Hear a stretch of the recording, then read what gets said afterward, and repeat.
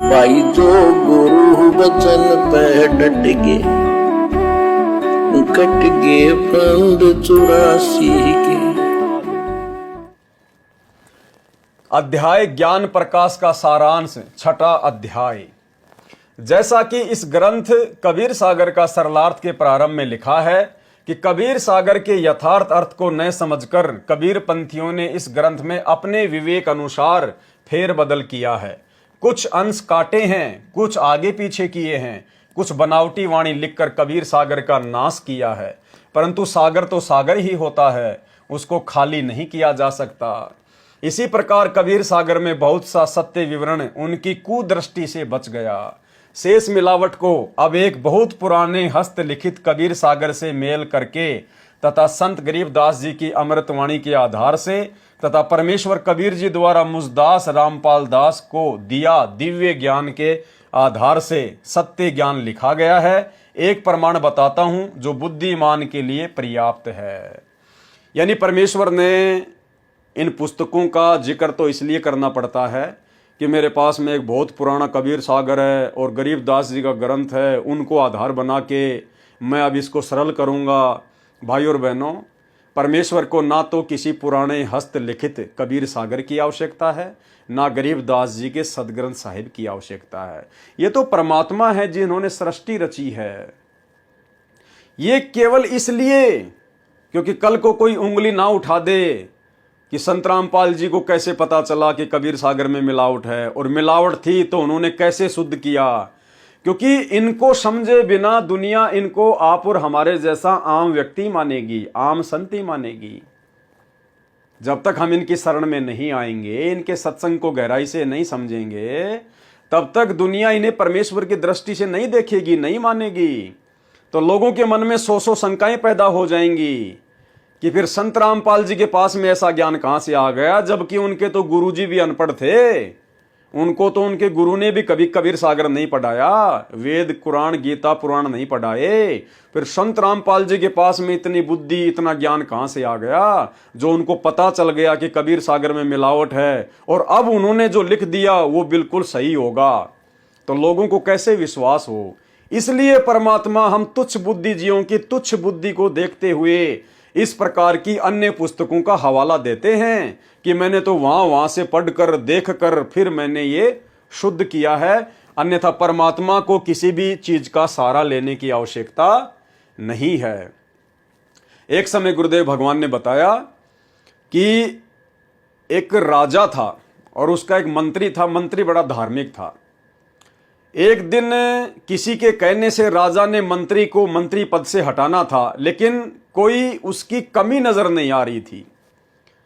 तो राजा ने बहाना बनाया और राजा ने उसको एक बैलगाड़ी, कोरे कागज की बही होती थी पहले, जिसमें लाला जी ये बनिए लोग अपना हिसाब किताब लिखा करते थे, जिसको खोलते थे तो वो 1 मीटर लंबी हो जाती थी। तो एक बैलगाड़ी पूरी, उसमें बही भर दी, पूरी हजारों की संख्या में बही और बिल्कुल कोरी खाली, और कहा कि मंत्री शाम तक, तेरे को शाम तक का समय है, इन सभी बहियों को लिखवा कर ले आ। अगर एक बही में अगर एक भी कागज खाली रह गया तो आज तेरी नौकरी गई। अब ये तो असंभव कार्य है, कैसे लिखेगा भैया, कौन लिखेगा, क्या लिखेगा। बेचारा लेके बैलगाड़ी रोता हुआ जा रहा था। परमात्मा की अच्छी आत्मा थी किसी जन्म की। कबीर परमात्मा सतगुरु रामपाल जी, जो हम जीव आत्माओं के लिए इस गंदे लोक में आते रहते हैं, भटकते रहते हैं, सामने से परमेश्वर आते हुए दिखाई दिए और परमेश्वर ने कहा कि जी रोकिए रोकिए, गाड़ी रोकिए। और मंत्री जी रो रहे थे। बोला भाई रो क्यों रहा है, बात क्या है। बोला जी क्या बताऊं। बोले आपके बस की बात नहीं है। बोले भाई बताएगा तो।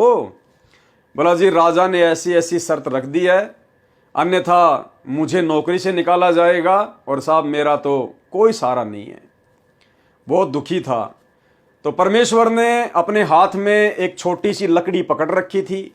परमात्मा ने उस बैलगाड़ी के पीछे जो बहियां रखी थी उनके ऊपर सोटी मार दी और कहा जाओ, इन सब के अंदर लिखा गया, ये सबको लिख दिया मैंने, जाओ राजा को दे दो जाके। अब मंत्री को विश्वास नहीं हुआ। मंत्री ने जाके चेक किया 1 2 4 5, तो सभी में कबीर वाणियां कबीर वाणियां कबीर वाणियां लिखी हुई हैं। मंत्री लेकर चला गया। राजा को बड़ा आश्चर्य हुआ कि भाई ये क्या हुआ, ये असंभव कार्य किसने किया, मंत्री तूने कैसे किया?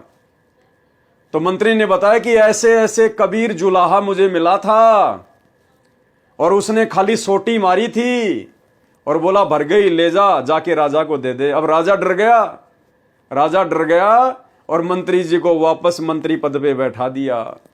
तो भाइयों और बहनों, ये वही कबीर परमात्मा है जो वर्तमान में सतगुरु रामपाल जी के रूप में धरती पर प्रकट हैं।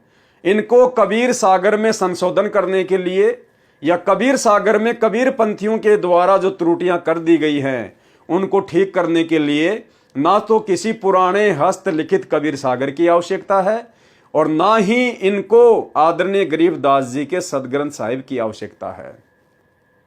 लेकिन अगर परमात्मा इन सभी चीजों की सहायता के बिना यदि शुद्ध करने लग जाए तो भाइयों और बहनों, हम भगत भी सोचने पर मजबूर हो जाएंगे। हम भगतों को भी पूर्णतः विश्वास नहीं हो पाएगा कि वास्तव में गुरुजी ने जो किया होगा वो सही किया होगा।